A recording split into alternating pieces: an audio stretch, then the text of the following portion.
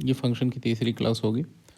कल हम लोगों ने वन वन फंक्शन देख लिया था और आज हम लोग देखने चल रहे हैं ऑनटू फंक्शन। ऑनटू फंक्शन या सर्जेक्टिव फंक्शन। तो आइए शुरू करते हैं। ऑनटू फंक्शन, इसी को क्या कहते हैं? Surjective function. A function from X to Y, ये क्या होगा? Is onto. कब होगा? If each element of set Y, जो वाई सेट है, दूसरा सेट है, उसका हर एलिमेंट अपनी कोई ना कोई प्री इमेज रखे, ठीक है ना? या यूँ कहें कि वाई का हर एलिमेंट किसी ना किसी एलिमेंट की इमेज हो, ठीक है ना? Is onto if each element of Y is an image of some element of X. X से किसी ना किसी एलिमेंट की वाई का हर एलिमेंट क्या हो जाए? इमेज हो जाए, ठीक है ना? तब इसको हम क्या कहेंगे? Onto. जैसे कहने का मतलब ये है कि जो सेकंड वाला, देखिए पहले वाला जो सेट होता है उसमें तो वैसे भी कोई इनएक्टिव इनर्ट एलिमेंट नहीं होता है जिसकी कोई इमेज ना बन रही हो। हर किसी की इमेज बननी पड़ेगी, अदरवाइज फंक्शन ही नहीं रहेगा। दूसरे सेट में क्या हो सकता है कि वहाँ पे पॉसिबिलिटी है कि वहाँ पे कोई ना कोई इमेज बच भी सकता है, लेकिन ऑन टू होने के लिए ज़रूरी है कि जो सेकंड सेट है उसमें कोई भी एलिमेंट खाली ना रहे, ठीक है? सपोज करिए कि हमने यहाँ ले लिया 1 2 3 4 5 6, यहाँ ले लिया हमने 2 3 6 7। अब किसी को किसी से ज्वाइन कर देते हैं, 1 को 2 से मिला दिया, चलिए 2 की इमेज 2 बना देते हैं, 3 की भी हमने 3 बना दिया, 4 की चलिए हमने 6 ले लिया, 5 की हमने 7 ले लिया, 6 की भी चलिए हमने 7 ले लिया। ऐसी कंडीशन में आप देख रहे हैं कि सेट वाई का कोई भी ऐसा एलिमेंट नहीं है कि जिसकी कोई प्री इमेज ना हो या जो किसी एलिमेंट एक्स का इमेज ना हो। अब अगर सपोज करो यहाँ एक एलिमेंट 8 होता और 8 किसी से नहीं जुड़ा होता तो 8 की कोई प्री इमेज नहीं होती, या हम कह सकते थे कि 8 एक्स के किसी भी एलिमेंट की इमेज नहीं है। तो ऐसे केस में ये ऑन टू नहीं रह जाता, यानी ऑन टू होने का मतलब है सेट वाई में कोई भी खाली एलिमेंट नहीं होना चाहिए। तो ये 8 यहाँ पे नहीं हो सकता क्योंकि 8 किसी की इमेज नहीं है इस केस में, ठीक? अभी ये क्या है? ऑन टू है। तो क्लियर हो गई होगी बात। अब ये चीज़ यहाँ से एक बात और क्लियर होती है कि किसी भी हाल में सेट वाई में एक्स से अधिक एलिमेंट नहीं हो सकते, ठीक है ना? तो एन ऑफ एक्स जो होगा ये greater than or equal to क्या हो जाएगा? एन ऑफ वाई हो जाएगा, पहली बात, ठीक है? 1 1 वाले केस में इसका ठीक उल्टा होता था कि 1 1 का जब केस होता था तो N of X less than or equal to N of Y होता था, ठीक है? आइए इसके आगे कुछ चीज़ें और देखते हैं कि अगर ये 1 1 हो गया तो इसकी कोई ना कोई प्री इमेज भी होगी। एक बात ये भी क्लियर हो गई होगी कि सेट वाई के हर एलिमेंट की कोई ना कोई प्री इमेज होगी। जैसे 2 किसी ना किसी से जुड़ा होगा, जिससे जुड़ा होगा 2 की वो प्री इमेज हो जाएगा। जैसे 2 1 से जुड़ा है, सेट वाई का 2, सेट वाई का 2, इसकी 2 प्री इमेज हैं, एक है 1 और एक 2। 3 की प्री इमेज कौन है यहाँ पे? 3 देखो किससे जुड़ा हुआ है, पीछे आएंगे तो 3 से जुड़ा हुआ है, 3 की प्री इमेज 3 हो जाएगी। 6 की प्री इमेज कौन है? 4 है। 7 की प्री इमेज कौन है? 5 भी है और 6 भी है। यानी हर एलिमेंट की कोई ना कोई प्री इमेज जरूर होगी सेट वाई के, ठीक है? ये चीज़ क्लियर हो गई होगी। आगे आइए देखते हैं कि इसको कैसे दिखाते हैं कि कोई फंक्शन जो हमको दिया गया है वो 1 1 हो, ओ सॉरी, ऑन टू होगा या नहीं होगा। इसका एक प्रोसेस होता है। चलिए अगर हम कहते हैं कि आपको क्या दिया गया कि एक फंक्शन दे दिया गया f, और हमको कहा गया कि देखना है, ये प्रूव करना है कि ऑन टू है या देखना है कि ये ऑन टू है, चेक करना है, तो क्या करेंगे? तो अगर f from x to y अगर हमको एक फंक्शन दिया गया, ठीक है, तो हम सबसे पहला काम क्या करेंगे कि हम y इक्वल टू लिखेंगे f ऑफ x, पहला काम। इसको सॉल्व करेंगे, पहला step y equal to F of X लिखना। सेकंड स्टेप में हम क्या करेंगे? सॉल्व करेंगे, सॉल्व एबव इक्वेशन, किसके लिए? फॉर एक्स, यानी एक्स की वैल्यू सॉल्व करेंगे, ठीक है ना। एक्स की वैल्यू निकालेंगे किसके रूप में, in form of Y. X की वैल्यू किसके रूप में निकालेंगे, वाई के रूप में हम यहाँ से निकाल लेंगे, ठीक है। अब हम ऑब्ज़र्व करेंगे थर्ड प्रोसेस जो हमारा है, बस एग्जैक्टली वो क्या है, हमको ऑब्ज़र्व करना है। ऑब्ज़र्व करना है, क्या ऑब्ज़र्व करना है कि एक्स टेंड कर रहा है इन्फिनिटी को या नहीं, या फिर एक्स क्या है, रियल है या नहीं, ठीक है ना। अगर एक्स इन्फिनिटी को टेंड कर रहा है तो उस केस में क्या हो जाएगा, ये ऑनटू नहीं होगा। अगर ये अनरियल या कह सकते हैं या इमेजिनरी हो जाए, रियल किसी का हम क्या लिख सकते हैं, इसको इमेजिनरी लिख सकते हैं कि अगर ये क्या हो गया, इमेजिनरी आ गया, एक्स की कोई भी ऐसी वैल्यू मिल जाती है जो इमेजिनरी है, तब भी ये ऑन टू नहीं होगा। दोनों केसेज आपको याद रखना है, यही हमको चेक करना है, कहीं ऐसा हो एक्स की वैल्यू किसी भी एक पॉइंट पे इनफाइनाइट बन जाए या इमेजिनरी बन जाए, तो उस केस में वन टू नहीं होगा, ठीक है। और अगर ऐसा कोई पॉइंट नहीं मिलता है तो फिर वो फंक्शन क्या हो जाएगा, ऑन टू हो जाएगा। इसमें भी हम ग्राफिकल अप्रोच पे चलेंगे, पहले एक दो क्वेश्चन इस पे हो जाते हैं और उसके बाद फिर हम ग्राफिकल अप्रोच पे मूव करेंगे, ठीक है ना। चलिए क्वेश्चन लेते हैं, लिया एग्जांपल के तौर पे, F of x equal to 3x plus 5 upon 2x minus 3। तो सबसे पहले प्रोसेस में क्या करना है, इसको हमको क्या करना है, y के बराबर रखना है। तो हम क्या कर लेंगे, let y equal to 3x plus 5 upon 2x minus 3। तो ये क्या इम्प्लाई करेगा, ये इम्प्लाई करेगा 2xy minus 3y equal to क्या हो जाएगा, 3x प्लस 5। एक्स की वैल्यू ही निकालनी है हमको सॉल्व करके, तो एक्स को एक तरफ कर लेते हैं।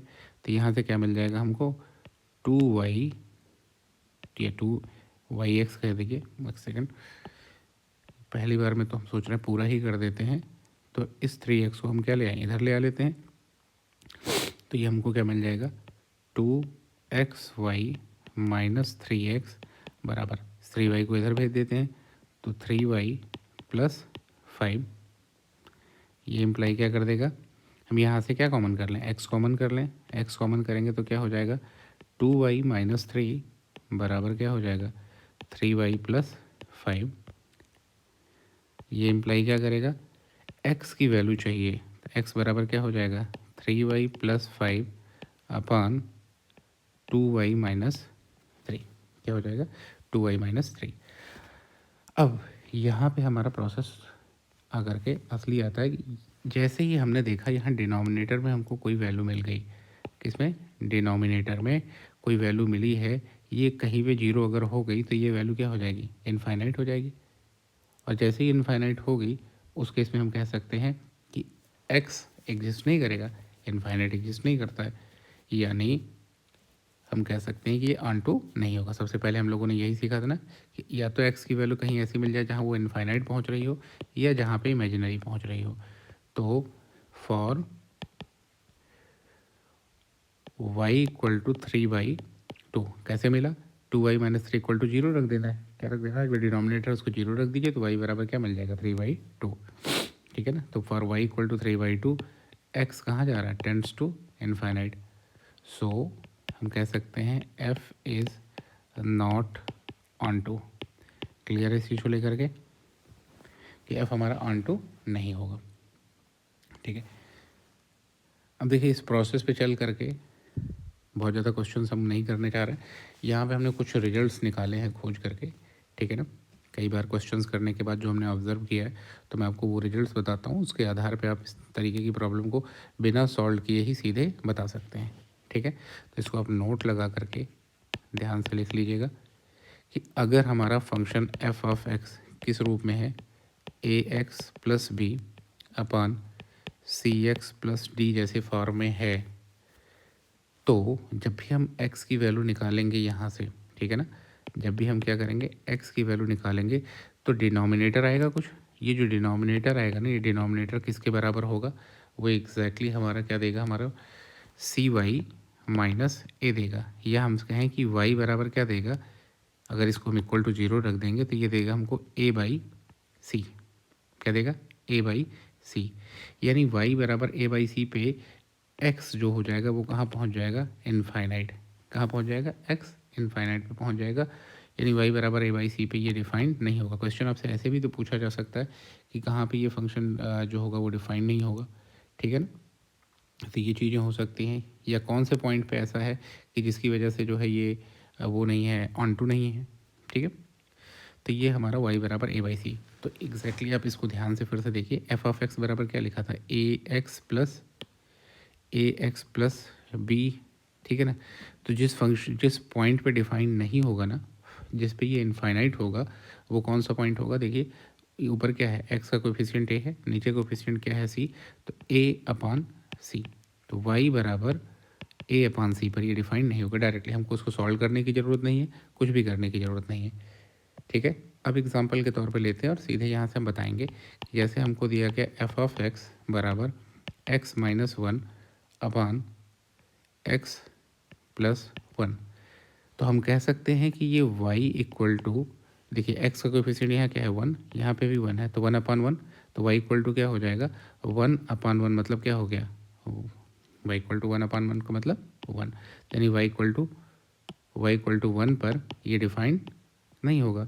अगर लिख दिया जाए एफ ऑफ एक्स बराबर 2x minus four upon 3x plus five, तो ये कहाँ पे डिफाइन नहीं होगा? हम कह सकते हैं कि ये ऑन टू नहीं होगा। ये क्या नहीं होगा? ऑन टू नहीं होगा।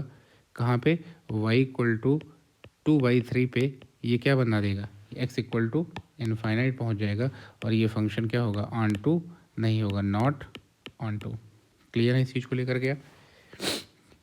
जब भी ये A x plus B upon C x plus D जैसा फॉर्म आएगा तो हम सीधे कह सकते हैं कि ये फंक्शन हमारा क्या होगा? ऑन टू नहीं होगा, नॉट ऑन टू होगा।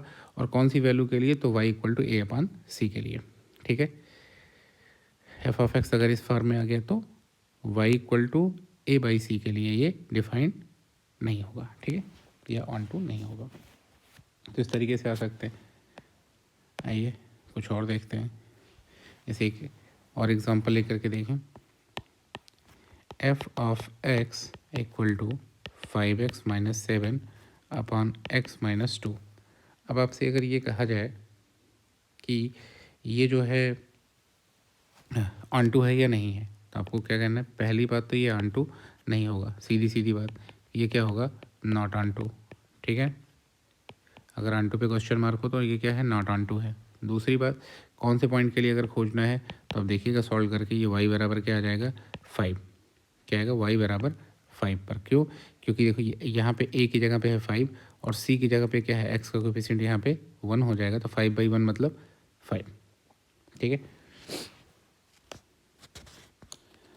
या यूँ कह सकते हैं कि फॉर, इस चीज़ को दूसरे सेंस में समझना चाहें तो for y equal to 5 there is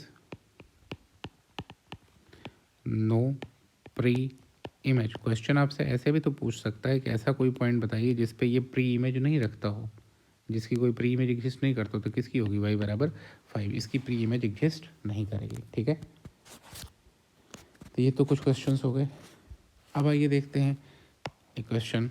F of X बराबर, अगर हम एग्जांपल के तौर पे लें, एफ ऑफ एक्स बराबर 3x प्लस 7, क्या ये ऑन टू है या नहीं है?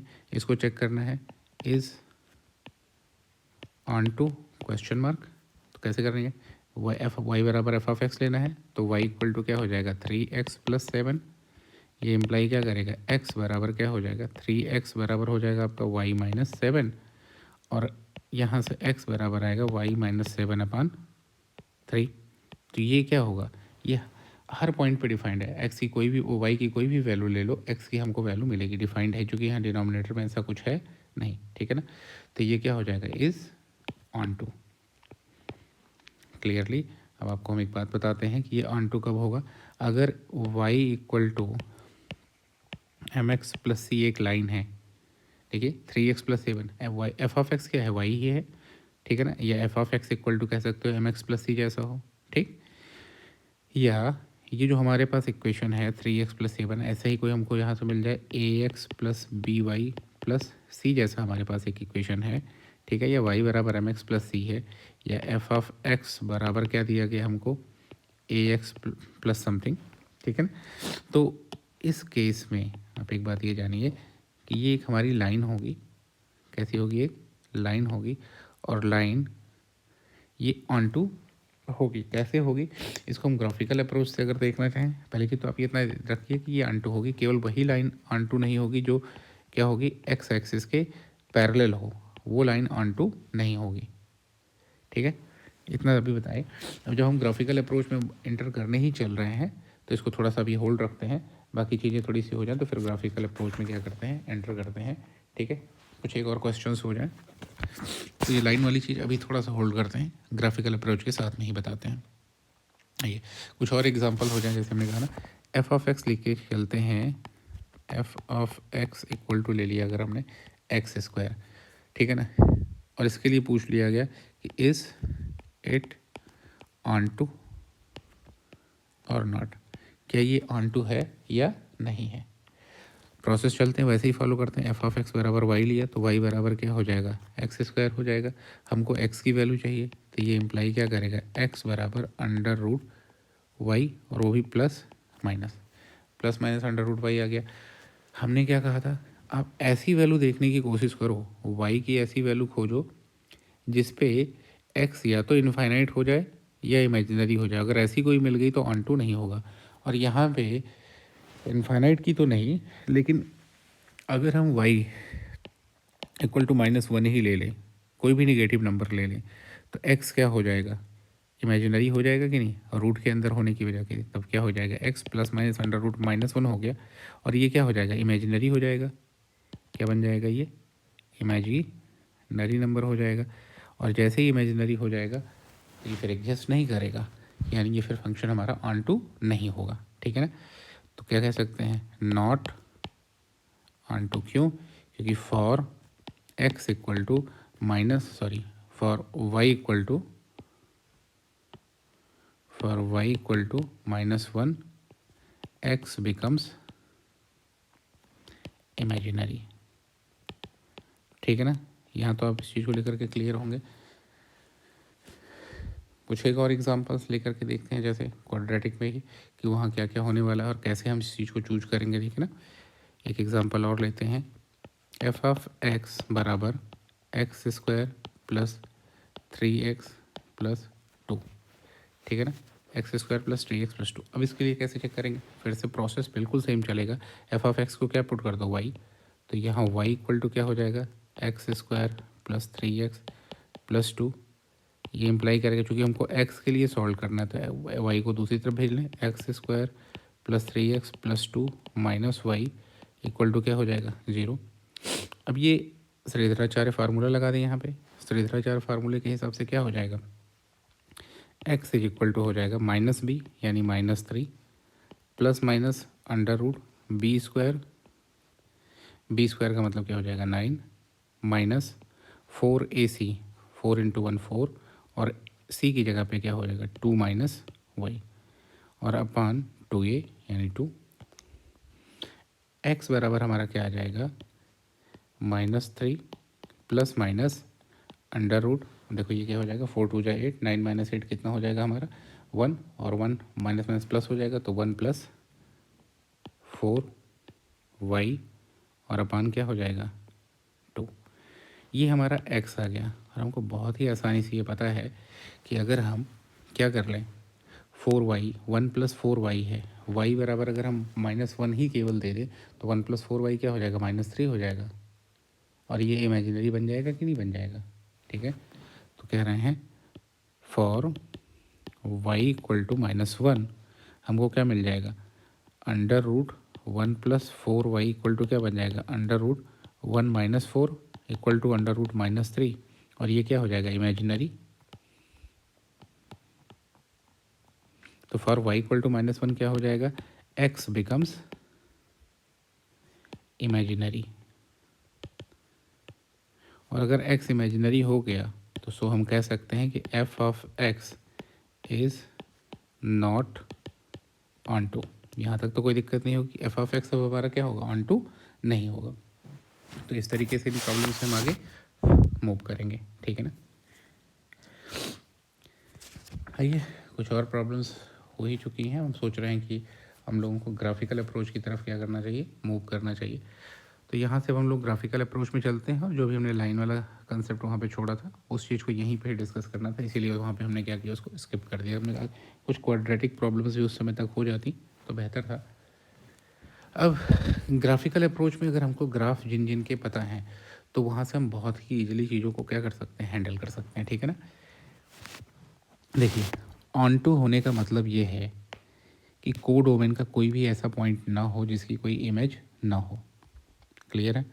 अब अगर फंक्शन हमारा f अगर कहीं पे मेंशन नहीं किया गया है सेट, तो हमेशा क्या ले चलेंगे, r से r पे मान के चलेंगे। अगर मेंशन नहीं किया गया है तो x और y कुछ मेंशन नहीं किया है तो f from r to r मान के चलेंगे, रियल नंबर से रियल नंबर पे लेकर के चलेंगे।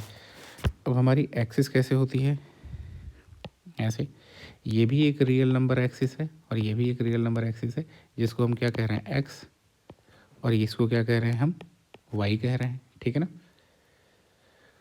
अब अगर ऑन टू होना है तो ग्राफ को पूरे के पूरे वाई एक्सिस पे फैला हुआ होना चाहिए। पहली बात आप ये जान लीजिए, ऑन टू होने के लिए ग्राफ ऐसा होना चाहिए कि जो पूरे के पूरे वाई एक्सिस पे फैला हुआ हो। अगर वाई एक्सिस के किसी हिस्से पे ग्राफ का फैलाव नहीं है तो उस केस में वो ऑन टू नहीं होगा, या कोई एक ऐसा हिस्सा हो जाए जहाँ पे ब्रेक हो जाए ग्राफ तो भी वो ऑन टू नहीं होगा। जैसे सपोज करिए ऐसे आया, यहाँ आने के बाद थोड़ा सा ब्रेक हुआ और फिर आगे बढ़ गया, तो अगर इस पॉइंट पे ब्रेक हुआ है तो भी ये ऑन टू नहीं रह जाएगा, ठीक है ना। तो हमको देखना है कि ग्राफ क्या पूरी वाई एक्सिस पे फैलेगा या नहीं, ठीक है ना। तो इस चीज़ को दिमाग में रखिएगा और हम ग्राफ बनाते हैं धीरे धीरे, और उसके बाद आप देखिएगा कौन सा ग्राफ पूरा वाई एक्सिस पे फैल रहा है या नहीं फैल रहा है।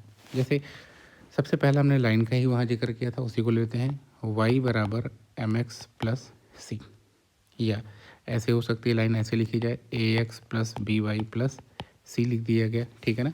इसके बारे में पूछ लिया गया, तो ये क्या है, लाइन है। अब लाइन कैसे होगी, कहीं से भी जा सकती है इस तरीके से, तो ये लाइन क्या होगी, हमारी ये अनटू होगी। कहीं से भी देखिए, पूरे रियल लाइन की एक्स की कोई भी वैल्यू आप लेते जाओ उस पर लाइन पे आप रख सकते हो और वैल्यूज़ मिलती जाएंगी, ठीक है। तो ये हमारा क्या होगा, हमेशा पूरे वाई एक्सिस पे इसका फैलाव, भले आपको दिख नहीं रहा लेकिन पूरे वाई एक्सिस पे इसका क्या होगा, फैलाव होगा, ठीक है। तो पूरे वाई एक्सिस पे फैला होगा, तो इसलिए लाइन क्या हो जाएगी, लाइन जो हो जाएगी वो क्या हो जाएगी, ऑन टू फंक्शन हो जाएगी। लेकिन एक चीज़ ध्यान रखने की बात है कि अगर लाइन हमारी एक्स एक्सिस के पैरेलल हो गई तब क्या पूरे वाई एक्सिस पे इसका फैलाव है, तो नहीं रह गया। अब देखिए, क्या वाई एक्सिस के इस हिस्से में लाइन कहीं से आ रही है, नहीं आ रही, क्योंकि लाइन ऐसे निकल जा रही। क्या वाई एक्सिस के इस हिस्से में कहीं से भी लाइन आ रही है, तो नहीं आ रही है। तो जब भी लाइन कैसी हो जाए हमारी, एक्स एक्सिस के पैरेलल, तो a line parallel to X axis is not onto. ये बात क्लियर होनी चाहिए कि अगर एक्स एक्सिस के पैरेलल लाइन है तो ये ऑन टू नहीं होगा। अच्छा, एक्स एक्सिस के पैरेलल लाइन है तो उसका इक्वेशन क्या होगा, तो उसका इक्वेशन होगा वाई बराबर सी, वाई बराबर सी। अब आप इस लाइन को, जनरल इक्वेशन को देखिए, हमारे पास जनरल इक्वेशन क्या होता है, वाई बराबर एम एक्स प्लस सी। वाई बराबर सी कब आएगा, जब एम हमारा क्या हो जाए, ज़ीरो, एम ज़ीरो हो जाए। तो यही एम ज़ीरो होने का मतलब है कि जो लाइन है वो किसके पैरेलल है, उसका स्लोप क्या है, जीरो है। लाइन का स्लोप क्या है, स्लोप इक्वल टू क्या हो गया, जीरो। यही एम इक्वल टू क्या है, स्लोप होता है, तो एम बराबर क्या हो गया, ज़ीरो हो गया, ठीक है ना। तो वाई बराबर एम एक्स प्लस सी में अगर एम जीरो हो गया, या यूँ कहें कि लाइन का स्लोप जीरो हो गया, एक्स एक्सिस की लाइन पैरेलल हो गई, तो वो ऑन टू नहीं होगी। क्लियर है इस चीज़ को लेकर के, ठीक है। अब आगे बढ़ते हैं, जो है पैराबोला का केस लेते हैं, यानी quadratic equation. F of X बराबर हमारा किस रूप में है, A x square plus B x plus C जैसे रूप में है। ये क्वाड्रेटिक इक्वेशन किसको रिप्रेजेंट करेगा, पैराबोला रिप्रेजेंट करेगा। अब ये पैराबोला रिप्रेजेंट करेगा, ठीक है ना। और ये पैराबोला कैसे होगा, कुछ ऐसे होगा, ऐसे जा सकता है, कहीं से भी इस तरीके से जा सकता है, ठीक है ना, जो भी जाएगा, या ऐसे भी जा सकता है, कहीं पर भी आप देखेंगे लेकिन पूरे वाई एक्सिस पे अगर ऐसे गया है तो इसके नीचे का हिस्सा नहीं कवर हो रहा है, यहाँ के नीचे का हिस्सा कवर नहीं हो रहा है। ये ऐसे गया है तो इसके ऊपर का हिस्सा वाई एक्सिस के पैरेलल आपको ध्यान देना है। तो वाई एक्सिस का हिस्सा क्या इसके ऊपर कवर हो रहा है? नहीं हो रहा है। इस केस में क्या वाई एक्सिस का नीचे का हिस्सा कवर हो रहा है? नहीं हो रहा है। इसमें ऊपर का हिस्सा नहीं कवर हो रहा है। तो ऐसे केस में ये क्या होगा, वाई एक्सिस पूरा कवर कभी नहीं करेगा पैराबोला। ये A x square plus B Y A x square plus B x plus C ये कभी नहीं कवर करेगा। तो ये जो होगा कभी भी ऑन टू फंक्शन नहीं होगा। तो ये क्या होगा, नॉट ऑन टू। क्लियर है इस चीज़ को लेकर के। लेकिन अगर पैराबोला, यही कह रहे हैं पैराबोला हमारा कौन सा हो जाए, पैराबोला हो जाए हमारा, अगर वो वाला पैराबोला दीजिए कौन सा, दूसरा इस तरीके वाला जो क्या होता है एक्स स्क्वायर बराबर 4a Y, sorry Y square बराबर 4ax होता है। इसको हटा दें, वाई स्क्वायर बराबर 4ax, वाई स्क्वायर बराबर 4ax। तो इसका तो पूरे वाई एक्सिस पे फैला होगा, यहाँ से आप ऐसे जाता रहेगा इनफाइनाइट तक किधर जाएगा, पूरे वाई एक्सिस पे फैला होगा। लेकिन आपको याद होना चाहिए कि ये खुद क्या है, फंक्शन ही नहीं होता। क्यों? क्योंकि वाई एक्सिस के पैरेलल लाइन इसको क्या कर रही है, दो पॉइंट्स पे कट कर रही है। किसी एक ही पॉइंट की दो दो इमेज बन गई और ये पॉसिबल नहीं है। अगर दो इमेज बन गई तो फंक्शन नहीं रह जाएगा। तो Y square equal to 4x आपको कोई बेवकूफ़ बनाने के लिए कह सकता है कि ये ऑन टू फंक्शन है, तो आप सीधे कहेंगे कि ये फंक्शन ही नहीं है। वाई स्क्वायर बराबर 4x, इसका विस्तार, इसका एक्सपेंसन पूरे वाई एक्सिस पे, इसमें कोई दो राय नहीं। लेकिन ये फंक्शन ही नहीं है, ठीक है ना। तो ये चीज़ क्लियर होना चाहिए। तो पैराबोला के केस में भी आपने देख लिया कि A x square plus B x plus C के अगर फार्म का हमको कोई इक्वेशन मिलता है तो हम सीधे सीधे कह सकते हैं कि ये पैराबोला होगा और ये कभी भी ऑन टू नहीं होगा। ठीक, फिर आइए साइन एक्स कॉस एक्स की अगर बात करना चाहें तो साइन एक्स कॉस एक्स, ठीक है ना। साइन और कॉस एक्स का कैसे ग्राफ बनता है आपको पता है। ये साइन एक्स का होगा, कहाँ से होगा, ये 1 से -1 के बीच में है। तो वाई एक्सिस का बाकी हिस्सा तो बचा ही रह गया, वाई एक्सिस का बाकी हिस्सा क्या रह गया, बचा रह गया। तो ये ऑब्वियस सी बात है, ना तो साइन एक्स और ना ही कॉस एक्स, दोनों ही क्या है 1 से -1 के बीच में सिमटे हुए हैं, ठीक है ना। तो बाकी हिस्सा तो खाली रह जा रहा है, इसलिए ये ऑन टू नहीं हो सकता। साइन एक्स कॉस एक्स ये क्या हो जाएंगे, नॉट ऑन टू। क्लियर है। ऐसे ही कॉसेक एक्स और सेक एक्स के लिए देख सकते हैं, ठीक है ना। किसके लिए, कॉसेक एक्स और सेक एक्स। कॉसेक और सेक एक्स में क्या हो जाएगा, देखिए आपका साइन अगर ऐसे गया तो जो कॉसेक होगा वो कैसे जाएगा, वो ऐसे जाएगा। इसको कलर थोड़ा चेंज कर देता हूँ। हाँ, तो कॉसेक कैसे जाएगा आपका, ऐसे जाएगा, ऐसे जाएगा, इसके ऊपर से ऐसे जाएगा और यहाँ से जाएगा। तो ये जो आपका रेड वाला है ये साइन है, ये साइन है, और ये क्या हो जाएगा, कॉसेक हो जाएगा।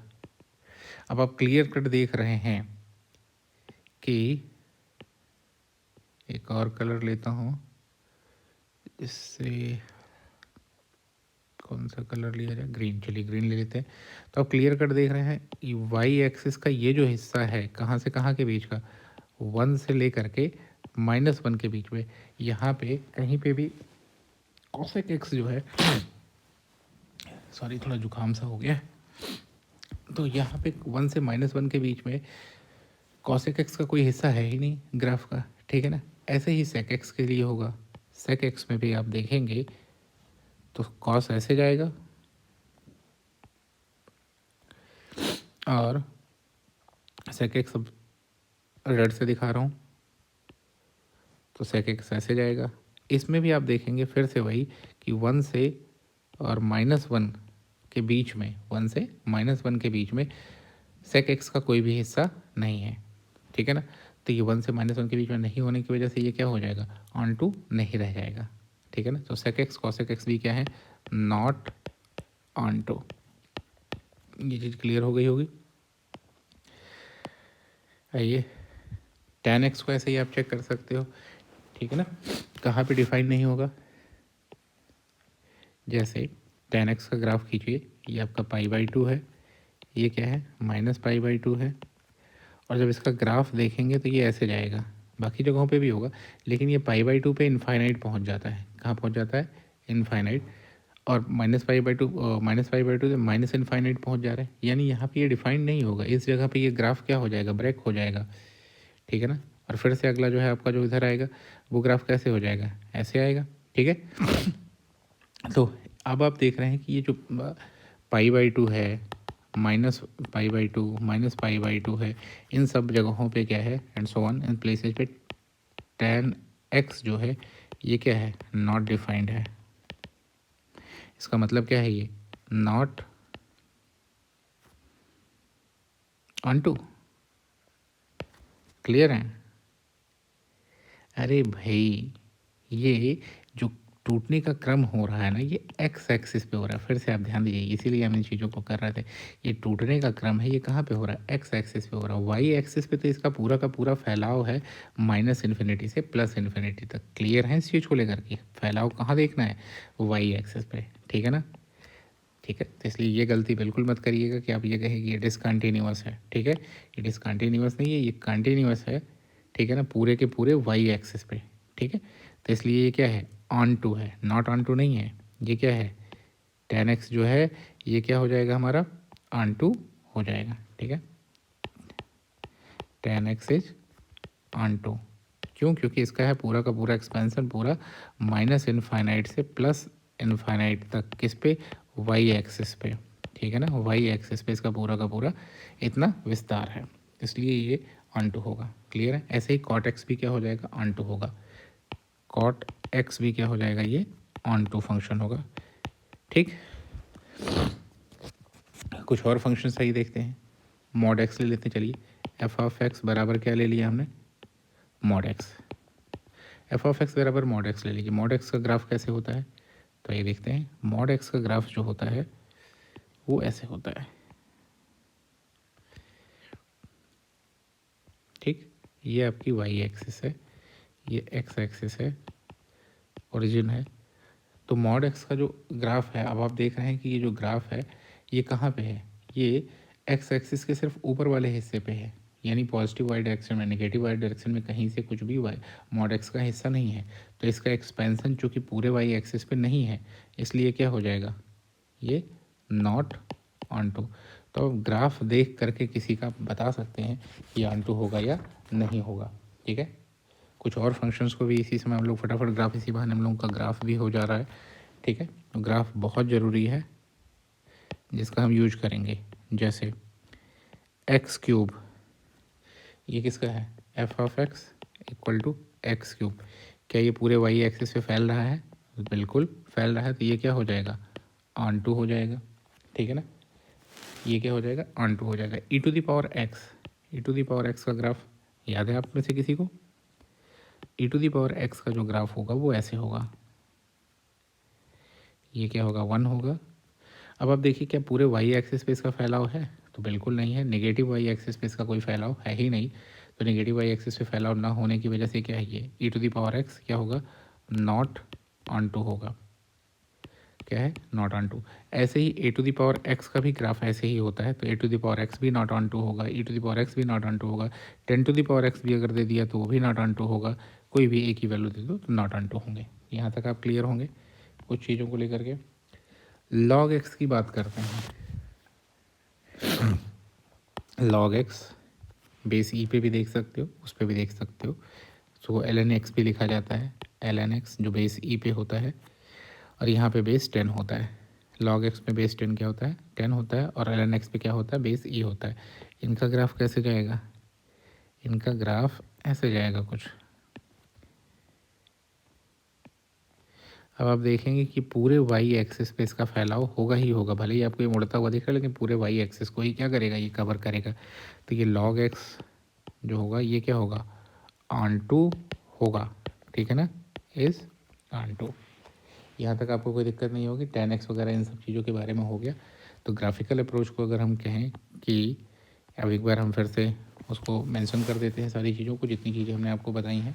तो कह सकते हैं कि in graphical approach we can say that if the graph of the function is extended from -infinity to +infinity on Y axis, and without breaking then function will be onto. ठीक है, चलिए इसको mention भी करते हैं कि if the graph of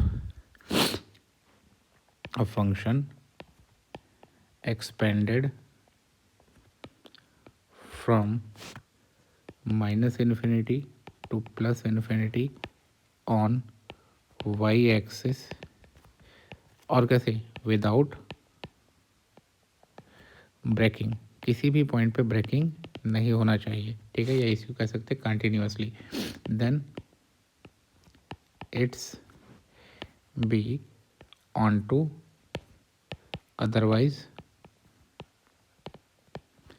not onto. अगर कहीं पे ब्रेकिंग हो जाए या पूरे पे एक्सपेंशन ना हो तो हम कहेंगे वो ऑन टू नहीं रह जाएगा। ठीक है ना, इस तरीके की हमने कितनी चीज़ें देख ली हैं। अगर देखें इन सारे के अगर यहाँ पे मेंशन करना चाहें जितने हम लोगों ने देखे, तो f of x equal to, अगर हम कहें ए एक्स प्लस बी का form, f of x equal to x cube, ठीक है ना, लॉग एक्स ये भी था, टेन एक्स था, कॉट एक्स था। ठीक है ना, ये सारे के सारे क्या थे, all are onto function. Clear है, लेकिन कौन कौन से नहीं थे याद करिए तो, f of x equal to a x square plus B x plus, ये पैराबोला था, याद हो आपको तो इसको हम क्या कहेंगे, पैराबोला था, ये आपका नहीं था। और कौन नहीं था, कौन नहीं था, अगर याद करें तो मॉड एक्स नहीं था, एफ ऑफ एक्स बराबर मॉड एक्स भी नहीं था जो है। और कौन नहीं था, साइन एक्स नहीं था, कॉस एक्स नहीं था। ठीक है ना, ये सारे क्या हैं, are not onto functions. Clear है, तो ये कुछ चीज़ें आपके दिमाग में मोटी मोटी हिस्से में अगर कहें तो ये आपके दिमाग में पड़ी रहनी चाहिए कि ये क्या है, ऑन टू नहीं है। और अगर फंक्शन ऑन टू नहीं है तो हम उसको क्या कहेंगे, इन टू कहेंगे। ठीक है ना, एक बात तो बताना रह ही गया था कि अगर फंक्शन क्या है कि if f from x to y is not onto, then it's called into function। Clear है, क्योंकि उस केस में y में कोई ना कोई एक ऐसा एलिमेंट जरूर होना होगा जिसकी इमेज ना बने। ठीक है ना, मान लो यहाँ 1 2 3 हो गया, यहाँ पे मान लो हमारे पास क्या है 5 6 7। ठीक है ना, 1 की इमेज मान लो 5 है, 2 की इमेज 6 है, 3 की भी 6 मान लो, यानी 7 एक ऐसा एलिमेंट बच गया जिसकी इमेज नहीं रही। कोई ना कोई एक एलिमेंट ऐसा जरूर होगा वाई में जिसकी कोई प्री इमेज नहीं होगी। ठीक है, तब वो फंक्शन खुद ब खुद क्या होगा कि जैसे इस सर्कल के अंदर में पूरा का पूरा समा गया, तो वो इसीलिए क्या कहलाता है, इनटू कहलाता है। ठीक है ना, और अगर इसी से समझना चाहें कि अगर रेंज देखें इनटू फंक्शन की तो वो क्या होगी, कोडोमेन से हमेशा छोटी होगी। रेंज यहाँ पे क्या हो जाएगी, रेंज होगी 5 6, रेंज इक्वल टू क्या हो जाएगी 5,6। कोडोमेन क्या होगा, पूरा का पूरा वाई है, कोडोमेन ये क्या हो जाएगा, ये पूरा 5 6 7 होगा। तो रेंज देखिए कोडोमेन में समाहित है नहीं, इंक्लूडेड है कि नहीं। तो जब इनटू फंक्शन होगा तो इनटू फंक्शन के केस में क्या हो जाएगा, और रेंज जो होगी इंक्लूडेड होगी पूरी की पूरी तरीके से। ठीक है ना, रेंज क्या हो जाएगी, प्रॉपर सबसेट कह सकते हो, प्रॉपर सबसेट होगी किसकी, ऑफ कोडोमेन की।